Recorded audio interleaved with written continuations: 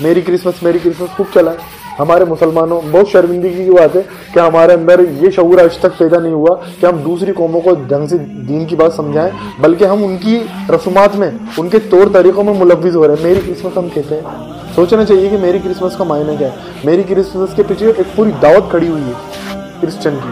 کیا ہے میری کرسمس کا مطلب؟ کہ اللہ نے اس دن بیٹا جانا، یہ بات ہے.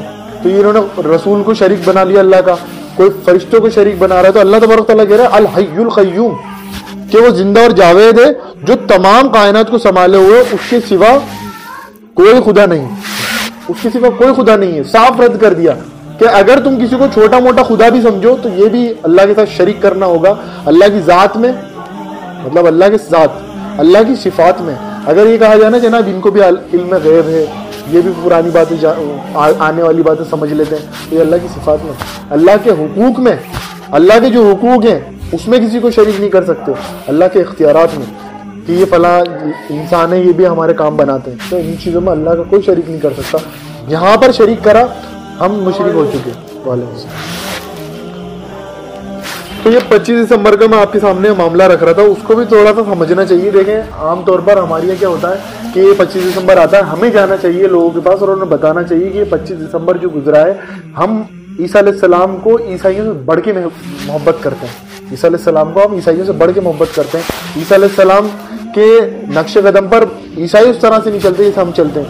عیسیٰ علیہ السلام کی شریعت میں، جو کہ وہ جس شریعت کو فالو کرتے ہوئے آئے، اس میں بھی شراب حرام تھی، اس میں بھی سور کا گوشت حرام تھا، اس میں بھی ربا حرام تھا، اس میں بھی سود، یہ ساری چیزیں حرام تھی، زنا کاری حرام تھی. لیکن آج سارے کے سارے کرسچن جو سارے کام کر رہے ہیں ہم نہیں کرتے.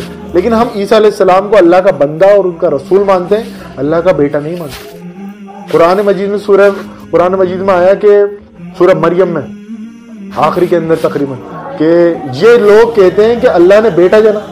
اتنی بری بات یہ اپنے منہ سے نکالتے ہیں کہ اگر آسمان اگر احساس رکھتا اور زمین اور پہاڑ احساس رکھتے تو یہ پھٹ پڑتے اور پہاڑ ریزہ ریزہ ہو کے آسمان میں اڑ جاتے، بکھر جاتے. اتنی بری بات تھی. اللہ کا شریک.